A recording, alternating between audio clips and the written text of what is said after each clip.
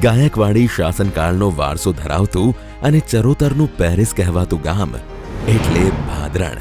આ ગામ માનનીય વડાપ્રધાન શ્રી નરેન્દ્રભાઈ મોદી અને મુખ્યમંત્રી શ્રી ભૂપેન્દ્રભાઈ પટેલના આદર્શ અને સ્વનિર્ભર ગામના વિઝનને સાકાર કરી રહ્યું છે. ભાદરણ ગ્રામ પંચાયતને ગામના શ્રેષ્ઠીઓ દ્વારા વિકાસના તમામ કામો હેતુ શ્રી ભાદરણ ગ્રામ વિકાસ મંડળ થકી અંદાજે ₹5,30,00,000થી વધુનું 2022 બાદ દાન મળેલ છે.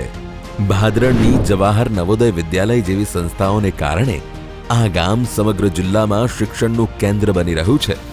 આજે ભાદરણે પાણીના વિતરણમાં ક્રાંતિ લાવી છે. આખા ગામમાં પાણીની લાઈનો છે, જેની દેખરેખ ઓટોમેટિક મીટરિંગ સિસ્ટમ અને સોફ્ટવેર દ્વારા કરવામાં આવે છે. ગ્રામજનો પોતાના મોબાઈલ ફોન પર જ પાણીનો વપરાશ જાણી શકે છે. આ વ્યવસ્થાને કારણે પાણીના બગાડમાં નોંધપાત્ર ઘટાડો થયો છે અને 24 કલાક પાણીની સુવિધા ઉપલબ્ધ બની છે. સાથે જ લગભગ 1.5 કિલોમીટરની નવી ગટર લાઇન સંપૂર્ણ ગામમાં નાખવામાં આવી છે, જેનાથી વરસાદી પાણીનો યોગ્ય નિકાલ થાય છે.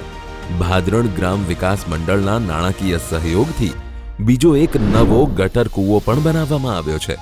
ગામના પાકા રસ્તાઓ, ચાલવા માટેના ફૂટપાથ અને રાત્રિના સમયે ઝળહળતી સ્ટ્રીટ લાઇટ્સ કોઈ શહેરની યાદ અપાવે છે.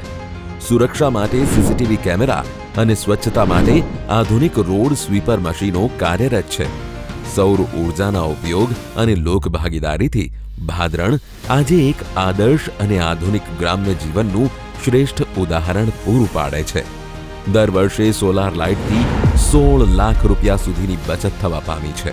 આવનારા સમયમાં પણ વિકસિત ગુજરાતના સપનાને સાકાર કરવાની દિશામાં ભાદરણ કટિબદ્ધ રહેશે.